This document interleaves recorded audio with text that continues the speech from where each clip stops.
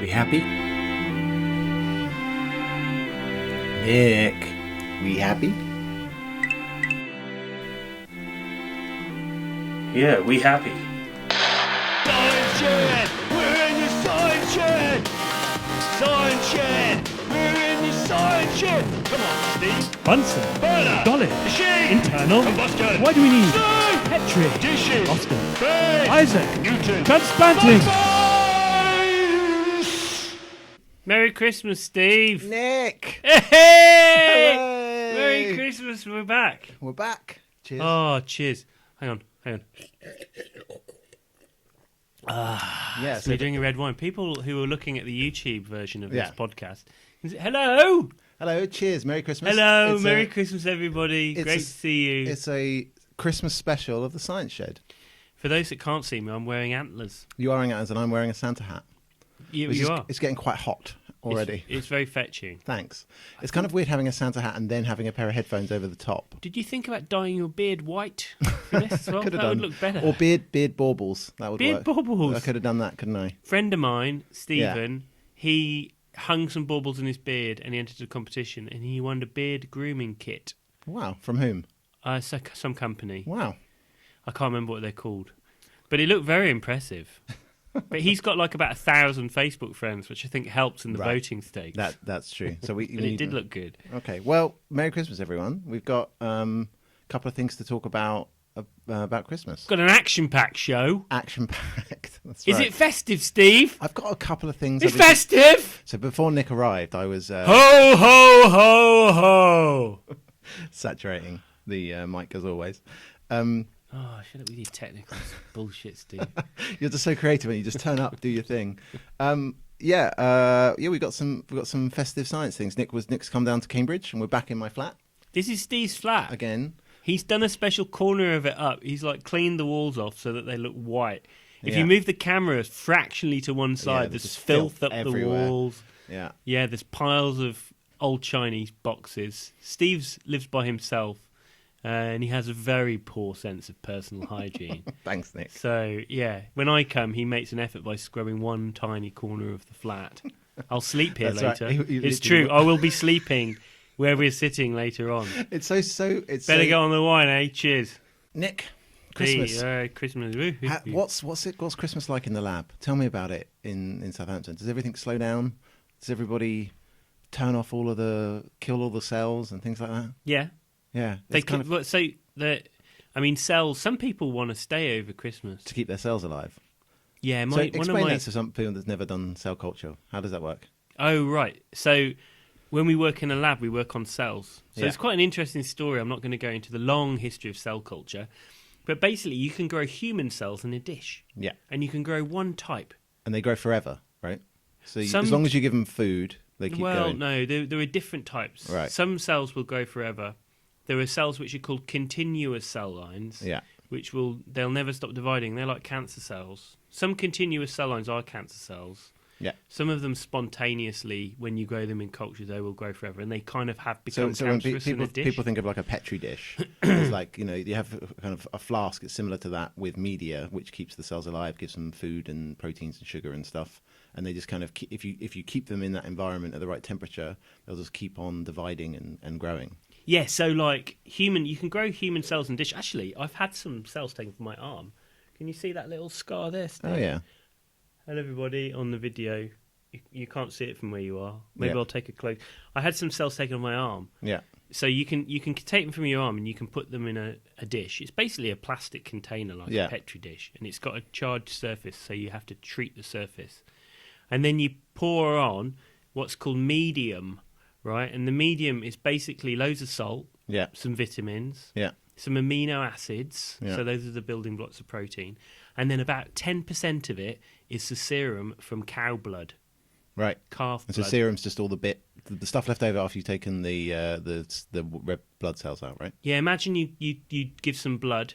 Yeah. You take the blood, you spin it down in a centrifuge, Yeah. and all of the red blood cells will go in a big lump at the bottom, Yeah. and the white cells will form a layer as well. Yeah. And then you take the top bit off, which is kind of a horrible yellowish colour.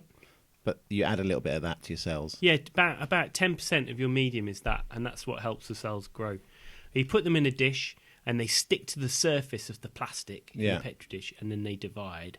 And they grow all over the surface until they cover it, and then they stop dividing, because they know Yeah. they can feel each other. They can feel their neighbours, and say, "Oh, That's cool, it's isn't it? a How does that work? Do people bit- know a that? bit full." Yeah, it's a process called contact inhibition. Right. So once ba- they get a bit crowded, they decide not to divide as readily. Is that right? Yeah, non-cancerous cells do that. Yeah. Cancerous cells, they lose contact inhibition. That's why cancer's dangerous. Right. Contact inhibition, cells know that they've got lots of neighbours, and yeah, we're in a nice sheet. All of our mates are next to each other. We're in a monolayer, one Yeah. layer thick. Cancer cells are like, fuck that. Yeah. Here we go. And then they form a massive ball of stuff. Right. And in your body, if you've got cancers, obviously if you've got cancer, it's the reason that it's dangerous is because they just continue growing, and Yeah. they overgrow things and grow into stuff. So yeah, So we you, use those in the lab. We use some of those in the lab, not quite as many as you, but you kind of have to turn them, basically kill them all during if people aren't there to look after their cells, to give them all of the vitamins and the serum and the media, then they just die, right? So everyone kind of freezes them down and turns them off over Christmas. yeah, so you usually feed them 3 days a week: Monday, It's like Wednesday, like Friday. slightly less than a goldfish. A bit less. Well, I don't know how often do you feed a goldfish. I don't know. I've never had one. Have you not? It's less often than a cat, Right. because I feed my cat every day, Right. Okay. twice a day. More about my Well, cat later on. Oh, interesting. We've got some presents. I bought Nick a present because I kind of bought him one because I knew he bought me one, so I had to think up something. So I was walking around, and I even wrote a big tag, so it's YouTube friendly. Look, and I'll show the camera. It says like to Nick. I'm going to give him that later. I didn't write any tags. Mine are in that big pile that you can see in front of Yeah. Steve. But you'll notice that there were more presents that I'm giving Steve than he's giving me 2. I'm Well, giving him 4. Well, as we all know, that the quality, it's the size and the number that matters at Christmas, isn't it? It's volume. It's quantity, not quality. As we know in the world of academic publication. That's true. Yeah. Yeah, but yeah. So the cell stuff. Yeah, Yeah. all my students have frozen them down. Yeah. Apart from one student who's super keen at the moment, I think. Not quite sure. But yeah, so It's a slow time in the lab. It's the one time of the year I'd probably say that people really kind of take because they know everyone's going to be away. You're probably going to have to kill your cells. You trying to get stuff finished, but ultimately, it's actually slightly a relaxing stuff. It's like when you're at school and you get to watch like a movie in the class at Christmas. in my I remember at school my history teacher always used to just play Blackadders for the last sort of 3 weeks of term. wine. We were in Blackadder time Yeah. in history lessons, or you just like don't do anything. Yeah, so it's the kind of academic equivalent of that. I think it's the same in any job that you do. Don't you Yeah, think? it's probably true. Well, yeah, probably. I had one teacher who would step it up at the end. Really? Just They would science be teacher or chosen- geography? actually a history teacher History. again. Different history teacher. Really trying to cram in.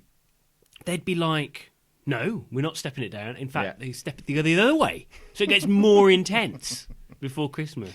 So it's Christmas, right? So what things do you associate with Christmas? What does Christmas mean to you?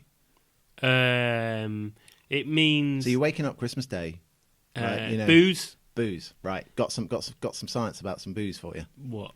So, Do you remember when we had that conversation about whether you could get powdered alcohol?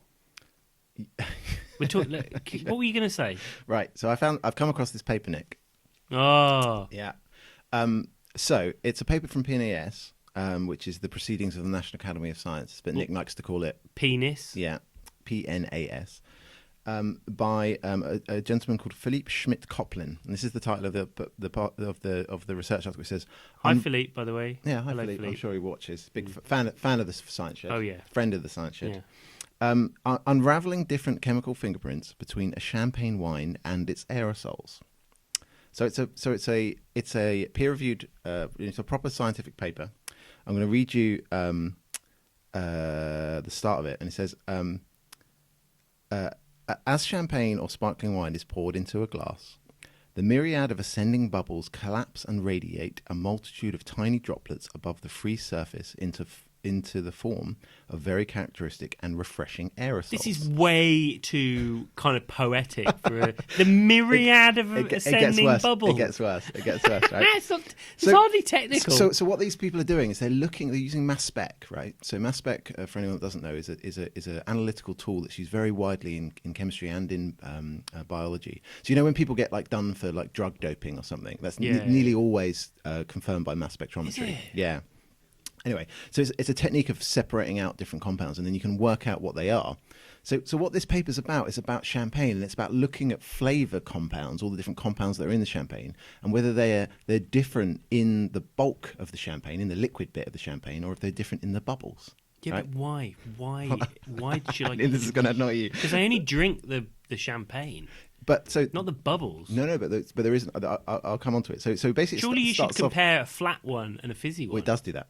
Oh, yeah, okay. Exactly. Does I that. should have been involved in this study. Yeah, exactly. Well, actually, when you look at the methods, the materials and methods, there's a very small amount, 2 mils, was used. I was like, well, I wonder what happened with the rest of that champagne. Anyway, so it starts off and says that this is, looking at how bubbles form on the surface of water on oceans, very well established, very well understood. They want to, but with booze, not so much. It says. He says, from a conceptual point of view, the situation found in glasses poured with champagne or sparkling wine is quite similar to that of the described above, of these kind of churning bubbles on the surface of the sea. It says, then it goes to say, nevertheless, only quite recently, the tools of physical chemistry were used to identify the physical mechanisms behind this nucleation. Hang on a minute. Yeah. So you've got some champagne's in a bottle. Champagne's in a bottle. You pop the cork. It goes fizzy. I've got some numbers for you. It's really... And hang on, yeah. but I just want to get my facts straight here. Yeah. So the reason things in bottles are fizzy is because it's something to do with the pressure and the carbon dioxide comes out of solution. So, is that what happens? Yeah, so in champagne and all fizzy wines, what happens is you do a second fermentation. So you have yeast in there, and the yeast turns all the sugars, the fructose in the grapes, into booze. And then what happens in champagne is you put that in a bottle, and you put some more yeast in it, and then you seal the bottle. That's where the pressure comes from. That's where the pressure... Well, but that doesn't happen in Coca-Cola. No, that's different. Coca-Cola is also fizzy. Yeah. So let's actually work it out. So typically 5 litres of carbon dioxide escape from a 0.75 litre bottle of champagne. Okay. Right? 5 litres? So they work it out, right? And they can work out... So that's... hang on a minute. That 5 litres, that's about 0.2 moles of carbon dioxide. Is that right? Yeah, it's about right, yeah. Oh, yeah. 0.2 moles of carbon dioxide. Yeah. So hang on. Can I just finish this? Yeah. Because I feel like I'm on a roll. Yeah, do it. 0.2 moles of carbon dioxide is about 8 grams of carbon dioxide. I'd have to do a bit more. Yeah, that's about right, yeah. Oh, yeah. Good, nice work. Oh, yeah. So anyway... Surprising how heavy gas is. The bubbles are about 0.5 of a mil, roughly, and it's a champagne, right? It's 5 litres. So you can work it out. There's about 10 to the 8 bubbles that will come out in a bottle of champagne, 10 to the 8, so that's 100 million. 100 million bubbles in every bottle of champagne. 100 million? Isn't that cool? Whoa, there's 100 million bubbles in a bottle of champagne. Yeah, which is about 80 metres cubed of surface of bubbles. So where the bubbles meet the liquid, that there's that obviously the smaller the bubbles you make, the more surface it has as a function of the volume. So actually, if compounds like to partition out in the bubbles, so some of the flavour likes to go into the bubbles. But how can you have the surface expressed as a volume? the surface. No, it's not meters cubed. Sorry, meters squared. Meter squared. Sorry, Meter squared. Meter I said squared. cubed. Yeah, you're meters squared. Sorry. Yeah, But so- I need to fact check you. No, you're Steve. absolutely. You got. I me need to right there. hold you to that. Yeah.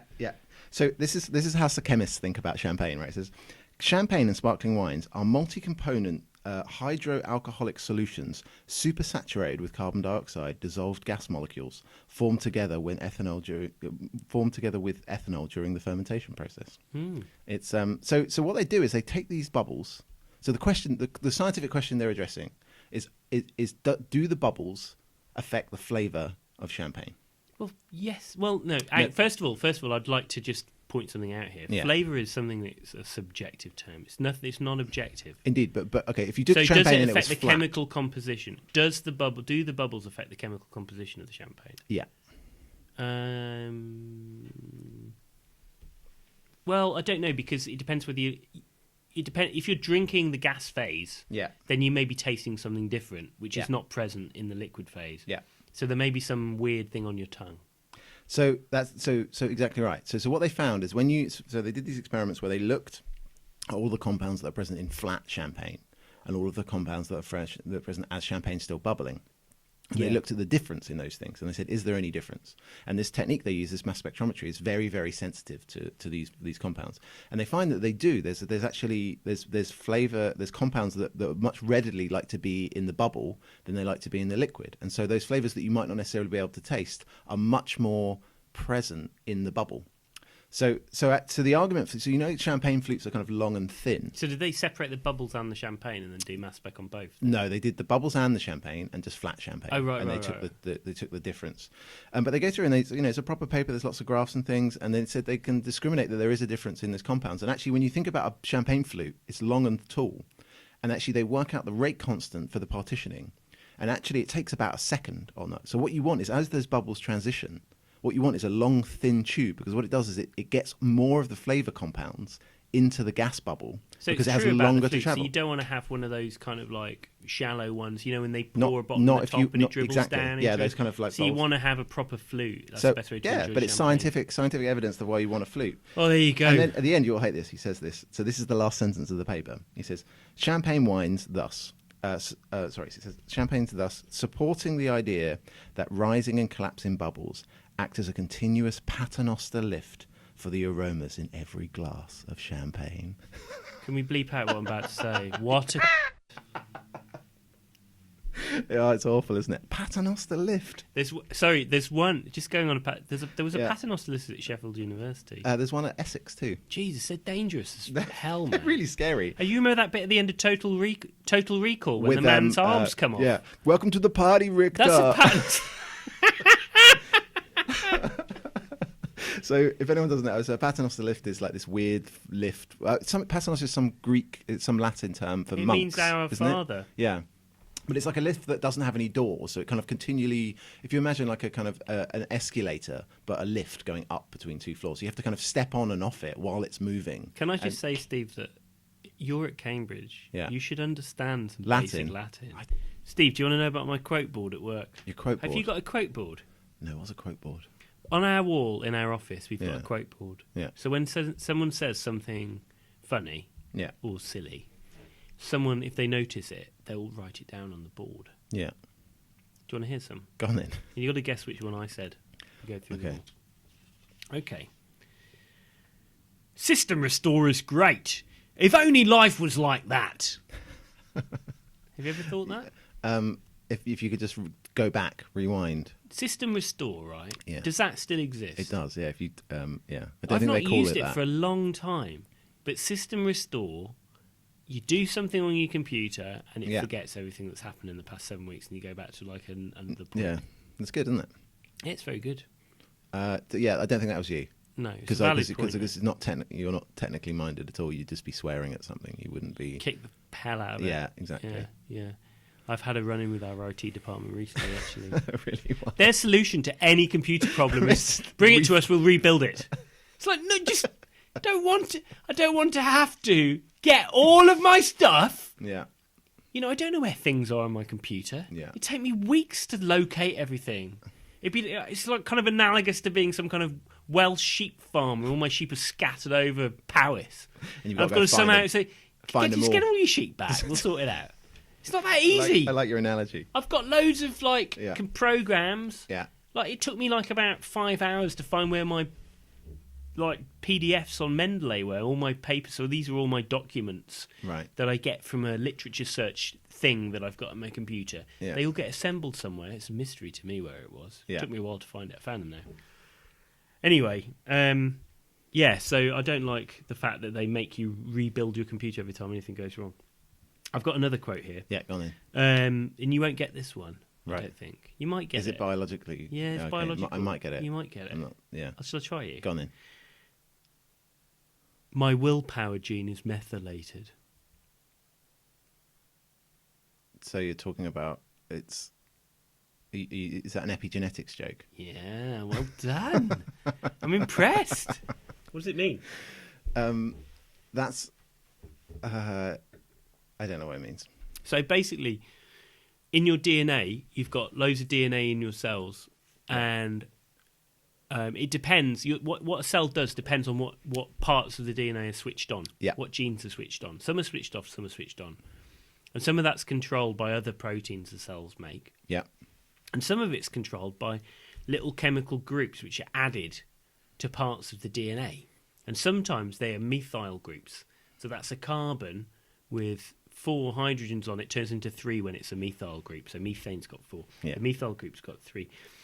They bind to the surface of part of the DNA molecule. I can't actually remember which part the methyl group's on now. Do you know?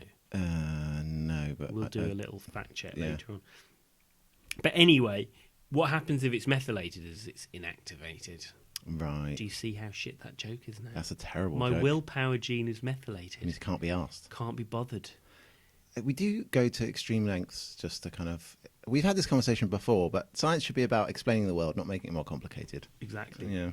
Okay, hit me again. I'll do this one in the voice that the guy did it in. So this is obviously not you. Yeah. Well, no, it might be. All right, okay. Sometimes I put on silly voices. I've said it before. I'll say it again. Latex. God, that's geeky. No one's going to get that. So, guy in the lab, brilliant guy, love him. He's left now. But someone was having problems with a Word document. Right.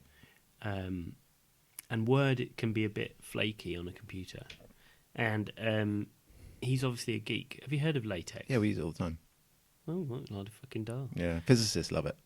Anyway, Anything with equations in, like the latex is the way to go. 2 people were struggling with Word in some... So so people don't know, it's a software package that allows you to kind of make reasonably pretty reports and figures. It's a kind of really complicated desktop publishing, basically.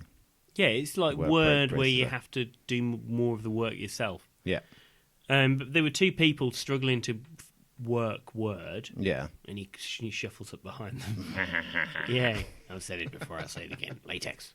Right. it's actually pronounced latex as well. I didn't know that before. Yeah, tech. Or just tech. The Sometimes. final one is... Right. What's the final one here? Where is it? Here it is. I used to think that drinking a This bottle is of you. Newcastle Brown Ale in the bath was the height of decadence. That is unequivocally, without a shadow of a doubt, your quote. No science relation to that one at all. So, Nick, Steve.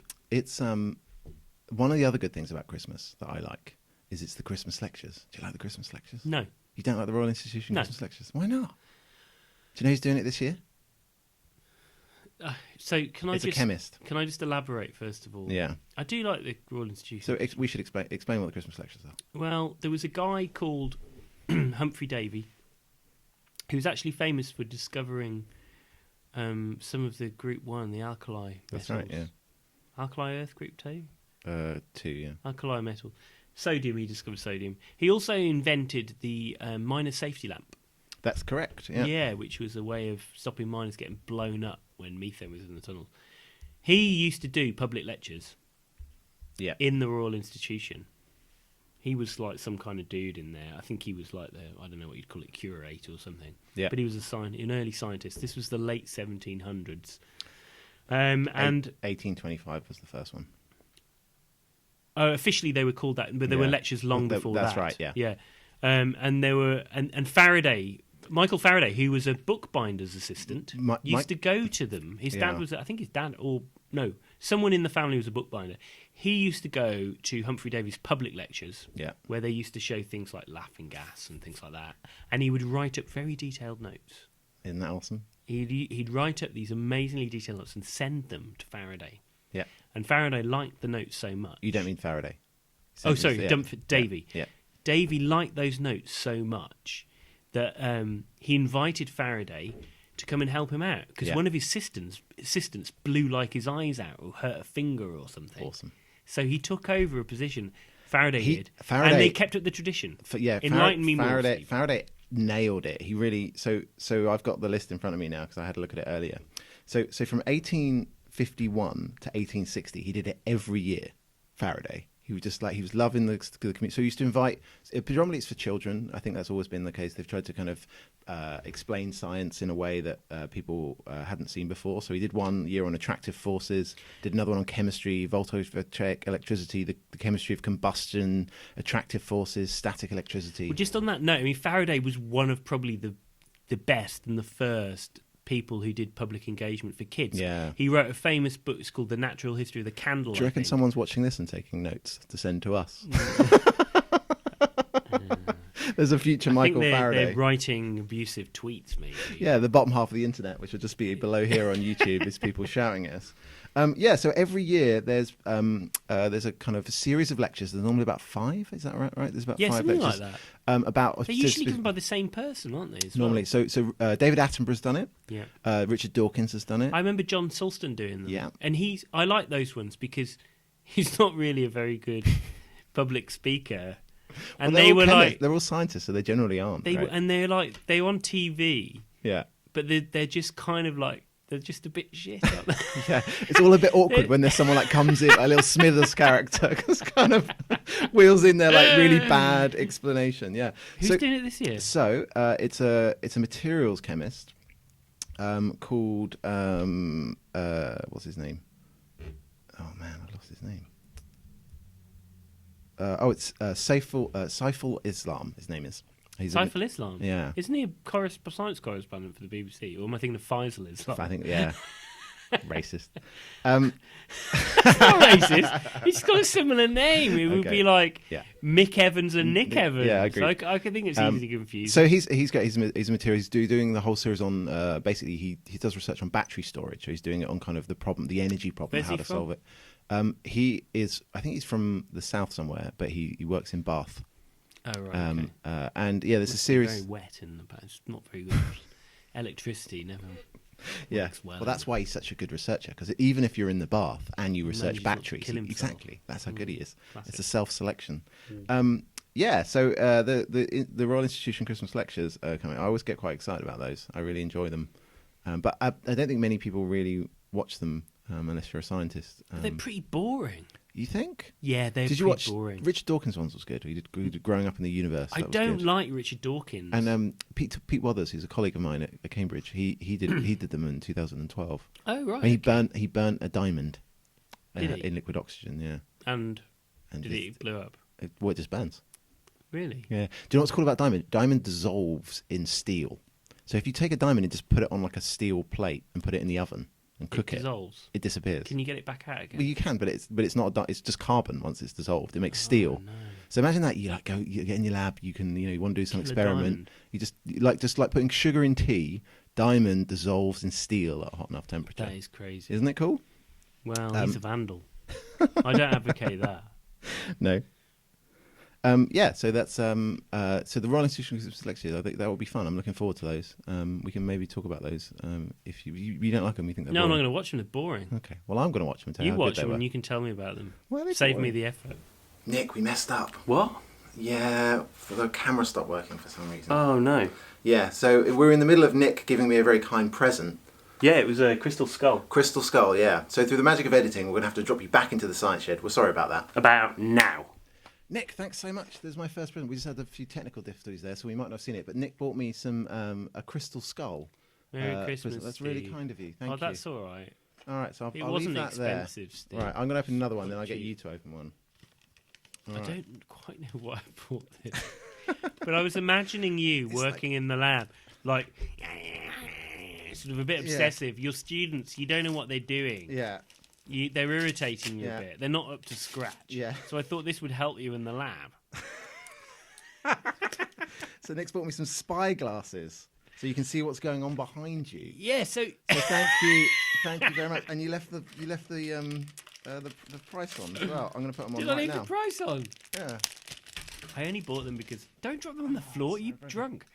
Right. I only bought them because I thought maybe I could borrow them and then sort of use them in some kind of changing room setting. You can see behind yourself. So that's cool. Can I have a go? Yeah, sure. Steve, how do they work? We do a whole bit. Can you see it? Oh yeah, you can, can't you? They'll be really handy for you. You look- can be in the lab. Yeah. You can pretend you're wearing them for some laser shit. Yeah. But you'll be seeing what your students are behind you. They'll probably be going like this. And you were like, Mum. I'm making a wanker sound sign, by the way. Nick, that's great. Yeah. You're showing my present now. Put it So back here's, on. I wanna see what they look like. Okay, I've got Nick a kind of a gift here with big Nick to it. Here you go. Thank Merry you. Christmas. Thanks, Steve. You know what? They actually They look suit all right. you as well. Yeah, wow. Do I look a bit like Jack Nicholson? There's something a bit Matrix about it. It's a bit disconcerting seeing the lights behind me. So what's this bit It's of just- paper on here? It just says Nick, so it would work well for our YouTube watchers. So I'm very careful in my unwrapping.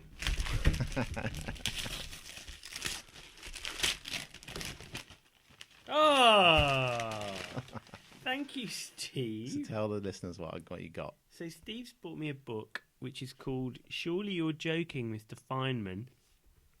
By Many Richard of you- Feynman. Many of you will have heard of Richard Feynman, but for those of you who haven't, he was. Oh, you've written a little dedication in here. Yeah. Oh, Steve, and a little sticker. You really love me. We got stickers I didn't now. know. We're going to give some stickers away. Do you really love me? No, not really. Nick, happy Crimbo. Yeah. Looking forward to more podcasts, Steve. Oh, this is like a heartfelt gift. No, the other one's not, so I haven't I'll bought make you up any for it. heartfelt gift. Yeah, well. Anyway, Richard Feynman was a famous physicist. He was a very clever man, and he came up with QED. Quantum electrodynamics, yeah. So ways of explaining or calculating quantum effects. Yeah. He used little pictures actually to do it. They're called Feynman diagrams. Yeah, but he was also a very good science communicator. If you ever watch any of his... He used to basically have sex with all of his students. Yeah, but he had was a a Nobel Prize dirty at this man. point, so you can So just you get could away with it. with it. Yeah. You can't get away with that sort of stuff anymore, Steve. For some reason, that's frowned upon. Not that I've tried, but you can't. Right. Well, there you go. Thank you, Steve. Happy Christmas. Right, I'm going to do this one. No, that one. So This this one, Okay, I think so- we might come back to later So I'm going to because shake it in front of you. I bought it and I thought Steve would be intrigued. Yeah. And also, I don't know how it works, and I thought Steve might be able to explain how it works at another time. The mystery UFO from the Science Museum. 'Cause How you on believe earth it- does it fly? you- Question mark. No batteries How required. does it fly? But you like, I Wow. know you like aliens and crystal skulls yeah. and things like that. So you bought all of the have you got, is that full of like joss sticks and like dream catch? It's a dream catcher, isn't it? You have to wait and see. All right. So Nick's I bought don't me a know. little toy from the So Science I Museum. think That's we're very gonna- kind. I don't want to sit here and watch you struggle to Yeah. get it to work. So I think you maybe we can I'll come do back some to it. homework. We can and do a demo. We'll do another. But tell you what, if we're on the, I'll cut to an edit of me playing with this tomorrow, and we can show you it working. Yeah, definitely. All right, cool. Thank you very much. Oh, Thank you. that's all right, Steve. All right, you can open this now. This All is right, so this, you're going to do the last one. I think that's fitting, actually, Yeah. as well. So this, yeah. if I had to guess what it was, I would say it's a bottle of meths. Merry Christmas. It's got a very methsy feel. Okay. It's kind of like it's a bottle, and it's clearly thin plastic and squashy in the way that a meths bottle might be. Right. Okay. Do it. It's got a lovely ribbon on the top. Thanks. I bought those especially for you. God, you've got a feminine side, Steve. I didn't realise you had such It's not a... feminine. I just care about the aesthetic. You've got an aesthetic. Yeah, but that's not... I mean, I'm a bit of a... I mean, I have tried in some of those. I've seen. On the other present I'm pointing at now, which is...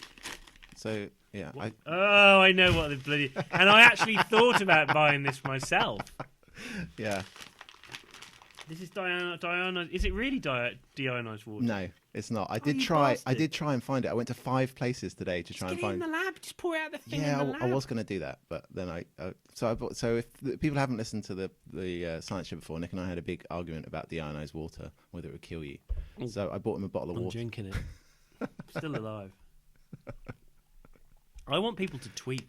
I want if anyone Dies from drinking. I don't want to have deionized another argument with you at Christmas, Steve.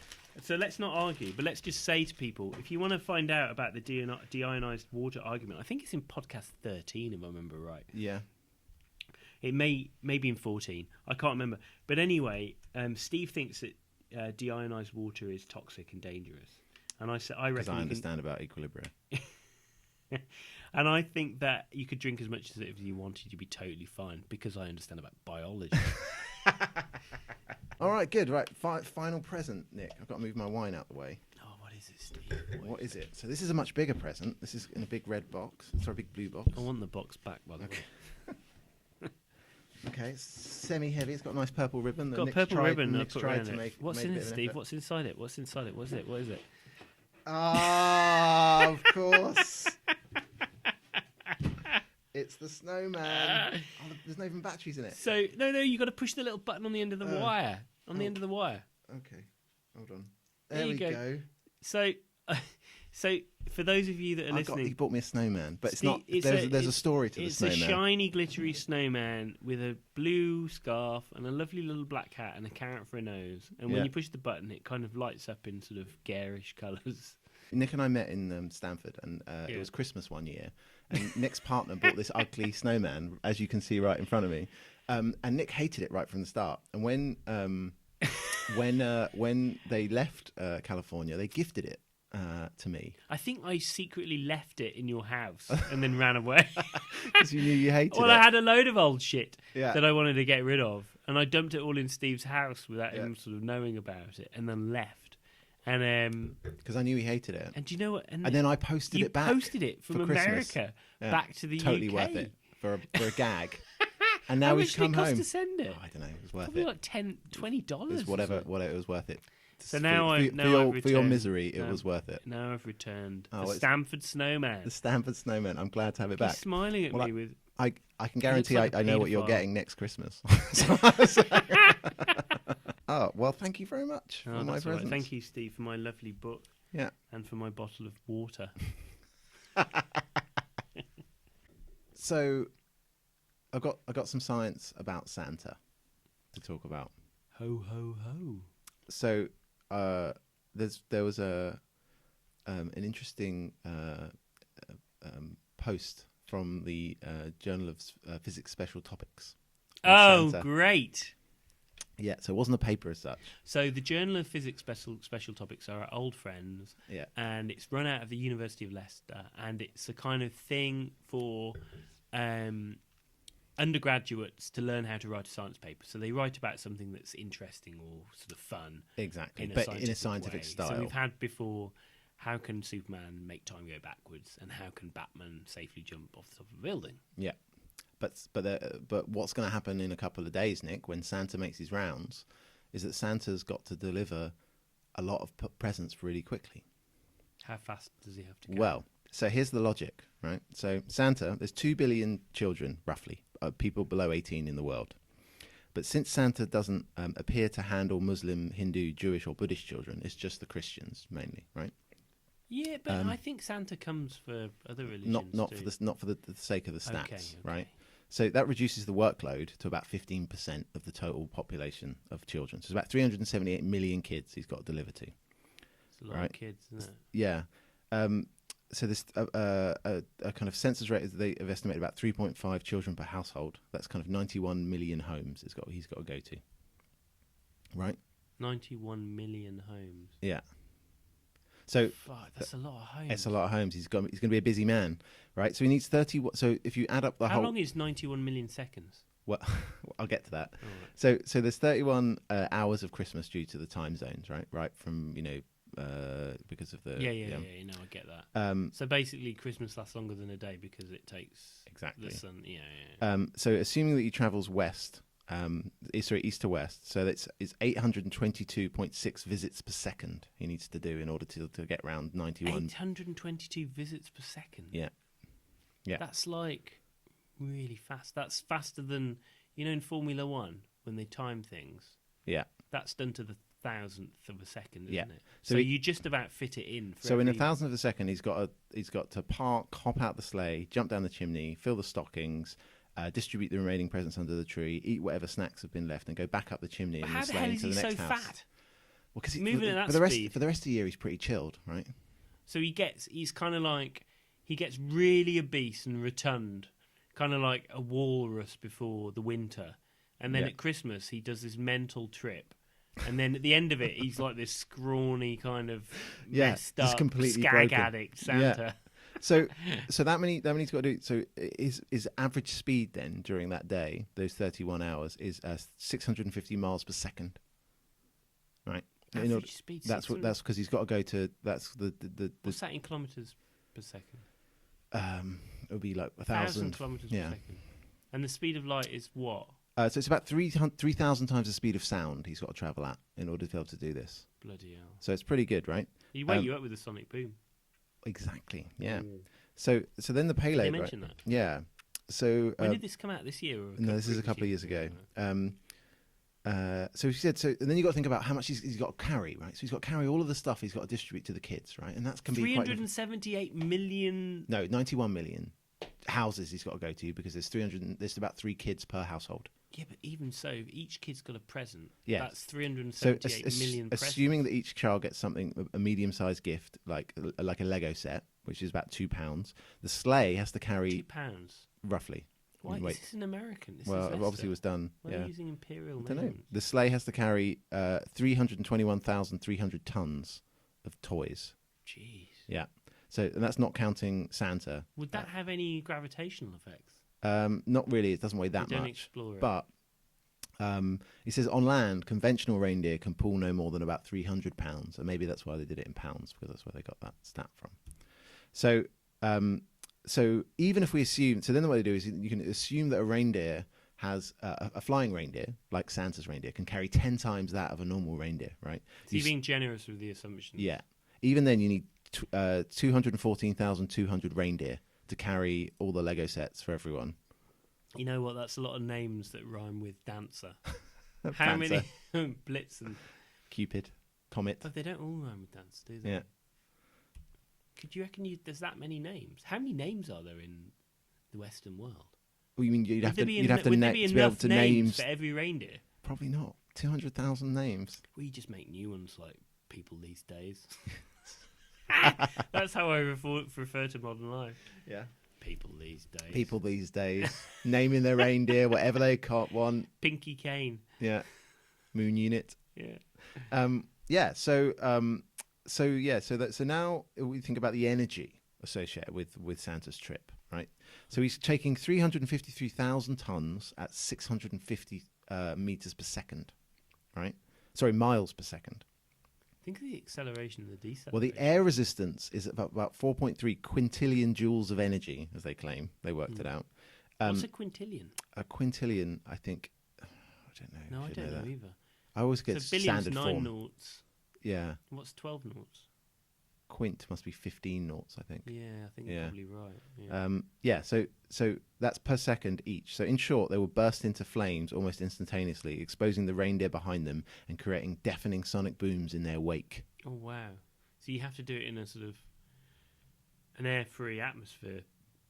Yeah, exactly. Can I offer an alternative explanation to Santa's ability? No, we're not done yet. We're still on the energy, right? So each reindeer team would be vaporized within 4.26 thousandths of a second. Santa, meanwhile, will be subjected to centrifugal forces 17,500 times greater than their gravity, and a 250-pound Santa would be pinned back in the sleigh with 5 million pounds of force.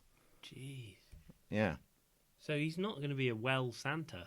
So the conclusion basically is if he did really deliver all those presents on Christmas Eve, he's dead now. But my understanding of the Santa Claus thing, Yeah. this is my understanding of what actually happens is Okay. that he can slow time. Oh, so you think he's relativistic? He's So- relativistic. okay. So he can slow time down, and he's got time to do it, and he's also immortal. Yeah. He's like a Tom Bombadil type chap from Lord of the Rings. Yeah. Mysterious, elf-like character, mischievous. Yeah. And also, it's all magic. You know, It's all magic. Wizard done it. Yeah, you don't have to go into any details. It just happens. But isn't it Do you know fun what I to mean? think about the physics of it? Well, I've enjoyed that, yeah.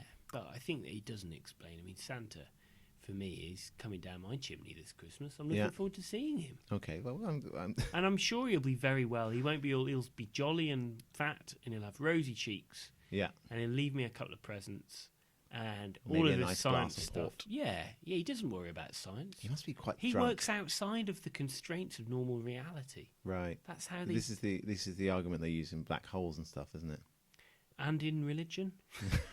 I've got a black hole related bit for you, Nick. Okay. Right. So, you remember we were talking about before the gravitational waves discovery, Yeah. and There was some atom moved like 1,000th the width of half a photon or something. yeah. So there was two separate labs. Were they wrong? No, they There were. was one in Japan, wasn't there? There's two. There's actually two in.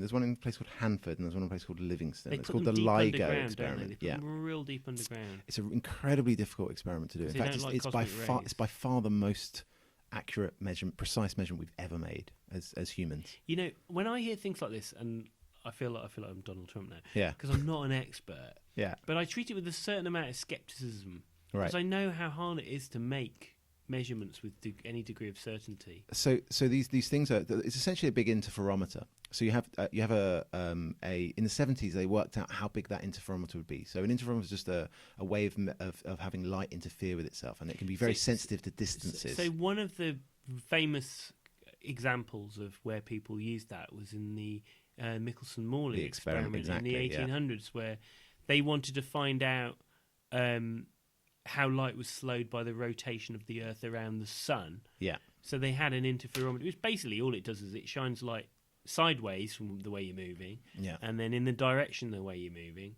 And there should be a difference. There should be a between difference in the two. path length, and the Yeah, idea and you was can there measure that- it, and you measure it not by timing it, but by looking at how each photon interferes with the other. Exactly. So, So, it's a bit easier but the distance of those. So it's basically a big tube with a laser in it, Yeah. right? And that tube for these gravitational wave experiments were 2.5 kilometers long in both in like a right angle. So you've These got are down in the caves in wherever it Actually, was, these aren't Sligo. over. They're not in the cave. They're not. That's one of them is, but one of them's actually above ground. Oh, but, right, but it's okay. insulated well, and they have to be very sensitive to things A like. lot of lagging. Yeah, they did experiments Probably where got some good sort of builders around there. well, A lot of it's all evacuated, right? So they suck all the air out, right? It's complete. So it's a vacuum with a laser shining in it. They built these machines, right? And they built two of them in the US, and actually built one on the other side of the world as well. And the idea is that they were looking for the idea for gravitational waves is that just as if you drop a stone on a pond and it ripples.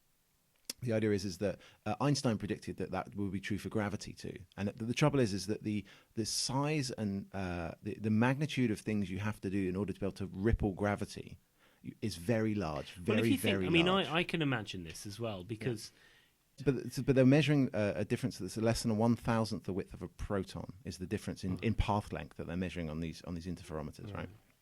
Anyway, they turned it on and then they looked and they saw an event where two black holes were spiraling around each other and they kind of coalesced. And when they coalesced, they made a massive black hole. And during that time, there was a brief moment in that where the output of that was more energy than all of the suns in the universe put together.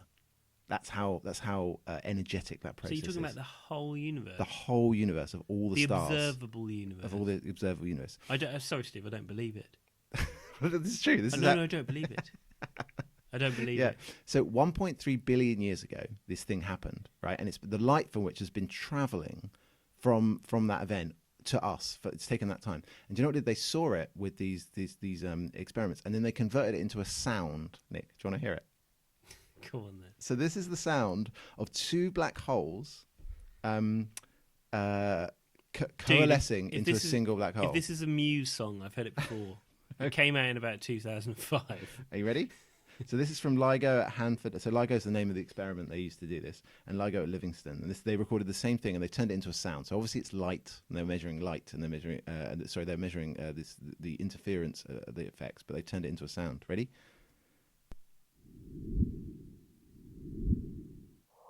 It's that.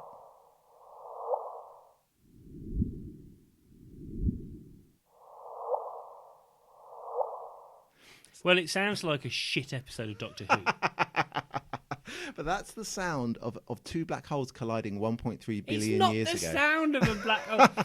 It's some tosser in some lab who said, "I love that." Yeah. Because it's probably got a certain. Actually, this is quite interesting. So, Yeah. how did he? So, there must have been like a trace or something Exactly. on a piece of paper, Yeah, well, and it had a shape, and one bit was higher than the other bit. yeah, and you and can turn that into a sound that we could hear. Yeah. But sounds have got like timbre and all other different types of quality apart Sure. from volume. So how did they convert those types of? But they were able to do it.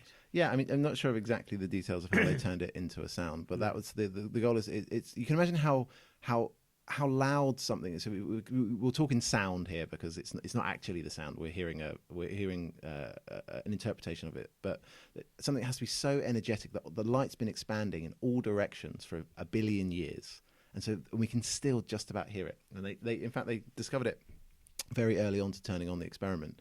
There was a guy that's been working on this for kind of 40 years. Who came up with the idea of that this should work, and he went and got the money and built the instruments and actually measured them. And yeah, that's the sound of. Should we do it one more time? That's the sound of. Yeah, go on. That's a good idea. The sound of two black holes coalescing. Oh, hold on.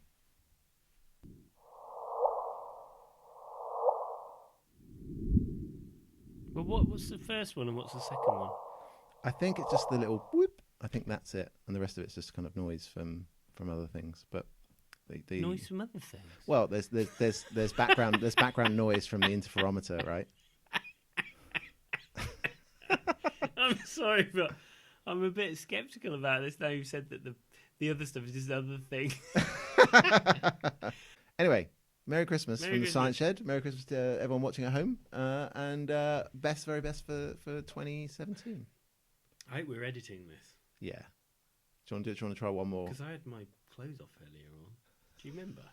Yeah, that was the dark time.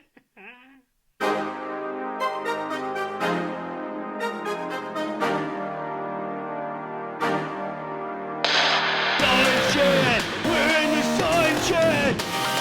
Science Shed! We're in the Science Shed! Come on, Steve! Bunsen, Burner! Dolly, Machine! internal. Combustion! What do we need? Stove! Petri, Dishes! Austin, Space! Isaac, Newton! transplanting. Bunsen!